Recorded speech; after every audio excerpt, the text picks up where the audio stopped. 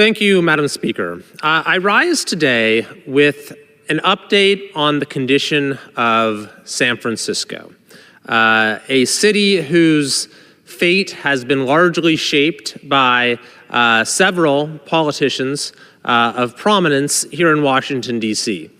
Foremost among them, Vice President Kamala Harris and Speaker of the House, Nancy Pelosi. I think it's important for all Americans to understand the tragedy of San Francisco, what has happened to one of America's most beautiful cities. Because the same radical failed policies that have caused San Francisco's decline and collapse are gaining increasing traction in Washington, D.C. So I want to go over just a few of the reasons why it is that, as the San Francisco Chronicle put it last year, this city is, quote, on the verge of collapse. Indeed, in many ways, my entire state of California offers a preview of where our country has been headed. But San Francisco offers an even starker warning. It is the part of our state where failed policies, radical politics, and public corruption are in their most advanced stage, and where residents are most rapidly fleeing.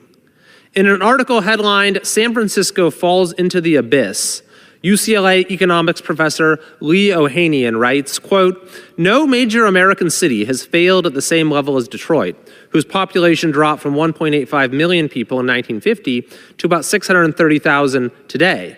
Move over Detroit," he writes. "Here comes San Francisco, which lost 6.3% of its population between 2019 and 2021, a rate of decline larger than any two-year period in Detroit's history and unprecedented among any major U.S. city."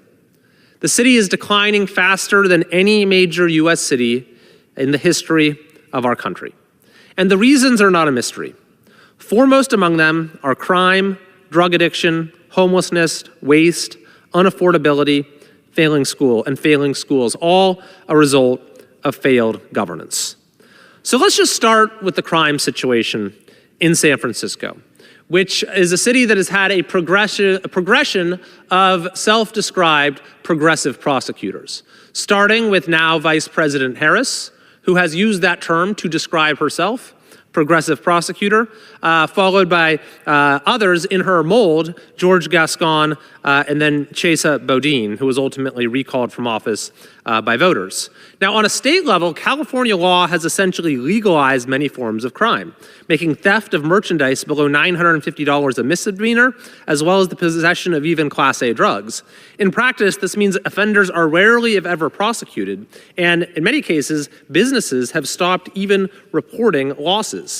San Francisco's anti-law enforcement policies have compounded these problems.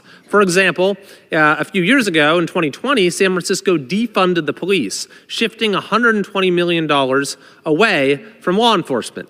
If you park your car while in the city, the advice is just to leave the doors open and make sure there are no valuables inside. That will at least spare you the cost of replacing your windshield. Last year, the Castro Merchants Association, representing 125 business owners, wrote a scathing letter regarding the city's failure to address the lawlessness around them. One said, "We're just seeing constant vandalism, constant drug use in public, people passed out on the sidewalk, people having psychotic breakdowns, and it's just not something a small business owner should have to deal with." On top of these general problems relating to crime, retail theft, car thefts, is the issue of drug use.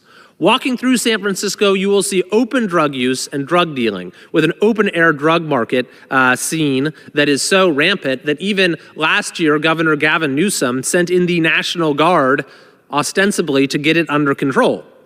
While California has among the highest rates of illegal drug use in the country, San Francisco is well above the national average, with 22% of the population in the San Francisco, Oakland, Fremont area using an illegal drug in the last year.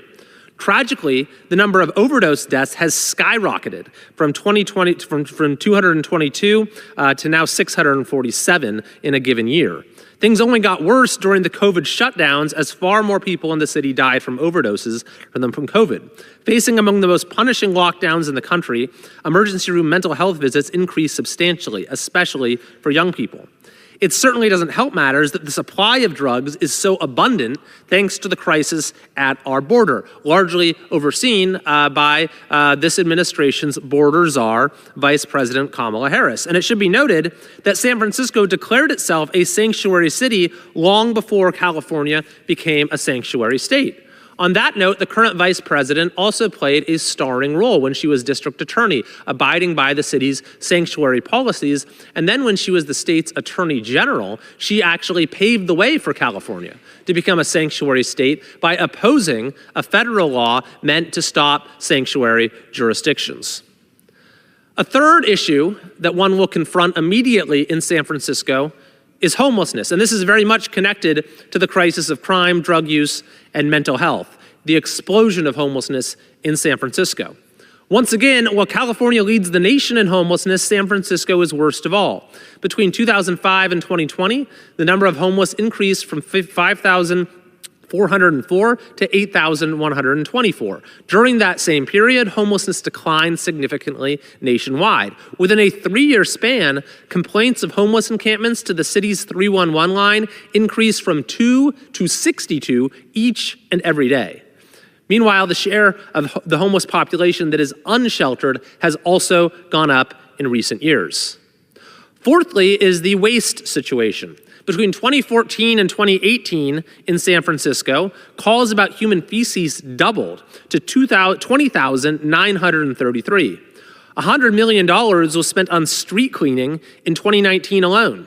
In a 3-year span, the city replaced 300 lampposts corroded by urine. The overall condition of many areas is something that no American should ever have to experience, especially kids walking to school. Speaking of kids, San Francisco Unified has the second widest achievement gap of any school district in California with over 5,000 students. A Cal Matters investigation from 2017 found that San Francisco had the worst black student achievement rate of any county in California. Just 19% of black students in San Francisco passed the state's reading test, compared with 31% statewide. This was before COVID. While California was last in the nation in getting students back to school, San Francisco was worst of all, keeping schools closed not only in 2020, but through the end of the 2020-2021 school year. While they refused to actually operate schools, the district instead spent time on a commission to rename them, even proposing taking Abraham Lincoln's name off of an elementary school.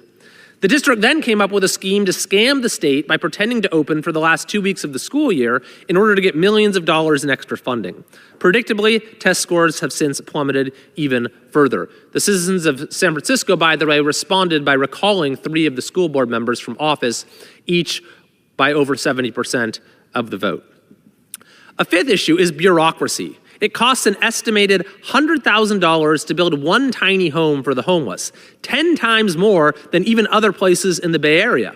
Almost $1.2 million is the cost to build a single unit of affordable housing.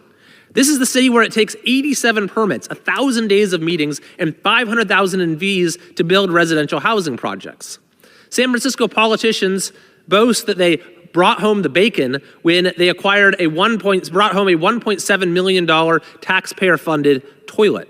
As the San Francisco Chronicle puts it, San Francisco's bureaucracy isn't just incompetent and comically inefficient, it is a corroding force in our life. They say spiritually, yes, but also literally. They call it corruption born of needlessly complicated bureaucracy.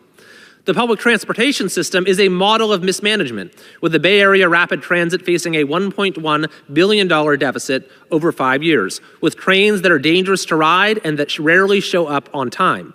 No wonder ridership has plummeted, and they're projecting a $728 million deficit, this is for the city of the whole, over a span of 2 fiscal years.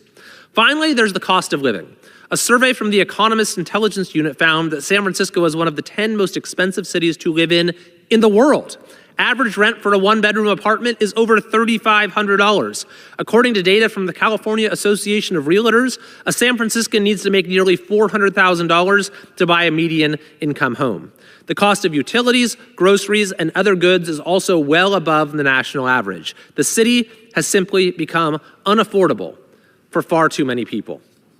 Now, this is the political situation. This is the reality on the ground in San Francisco. And it is directly linked to the political culture of radicalism that has developed in that city over the course of the last, say, decade and a half. And what's truly alarming is that many of the people who have had positions of leadership, like Gavin Newsom and Kamala Harris and Nancy Pelosi, have assumed greater power over our state and over our country. Indeed, California has seen its own population decline significantly. In fact, we led the nation in outbound U-Haul rentals over the course of 4 years, as you saw many of those problems I just discussed for San Francisco start to become problems for the entire state and are indeed now starting to become problems for the entire country. Now, I personally believe it's not too late to turn that particular city around. And for proof, you can look at the communities of my district. While California as a whole is declining, and 53 out of 58 of its counties are declining, the vast majority of my district is growing. Placer County and Folsom, for instance, are growing as much as anywhere in the state. Our communities are rated among the best in California to live, raise a family, and retire. While California, as I said, leads the nation in U-Haul departures, Roseville is the second place city in the entire country in U-Haul arrivals. Many of the people leaving San Francisco, in fact, come to my district for safer communities, a more affordable cost of living, better schools, and an overall quality of life.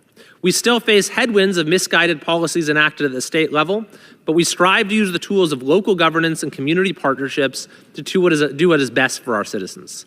This is the model that our state should strive for, and it's the model that many other states are following. And it's the model for our country to reverse the policies that have gotten us so off track in 3 years.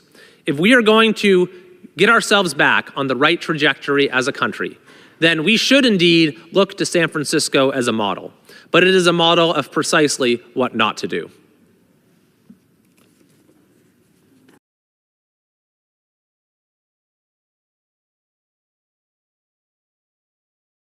Foremost, foremost. Prominence, prominence. Traction, traction. Verge, verge. Abyss, abyss. Compound, compound. Rampant, rampant. Encampment, encampment. Scheme, scheme. Boast, boast. If you enjoy this content, please consider subscribing to my channel to stay up to date with future videos. Thank you for watching.